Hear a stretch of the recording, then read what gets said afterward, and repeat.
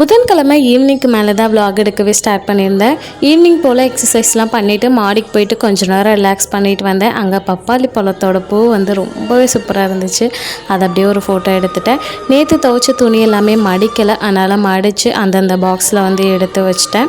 அப்புறம் என் பையனுக்கு போயிட்டு பால் வாங்கிட்டு வந்துட்டு அவனுக்கு வந்து காய்ச்சி வச்சிட்டேன். ஏன்னா நைட்டில் வந்து அவன் பால் குடிப்பான். அவன் விளையாட்ட பொருள் எல்லாமே அப்படியே கிடக்கு.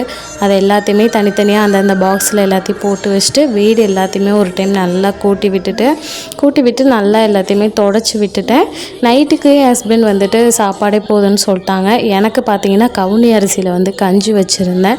இப்போது வெயிட் லாஸ் வந்து ஆரம்பிச்சிருக்கேன், அதனால் கவுனி அரிசியில் வந்து கஞ்சி வந்து குடிக்கலாம் அப்படின்னு சொல்லிட்டு கஞ்சி எடுத்திருந்தேன். 1 கப் அளவுக்கு கவுனி அரிசி போட்டு நல்லா வெடித்து வர அளவுக்கு நல்லா வந்து வறுத்துட்டு அது கூடவே கொஞ்சமாக சீரகமும் உப்பும் போட்டு நல்லா பவுட்ரு பண்ணி எடுத்து வச்சுக்கோங்க. இது கூட தண்ணி சேர்த்து நல்லா கஞ்சி மாதிரி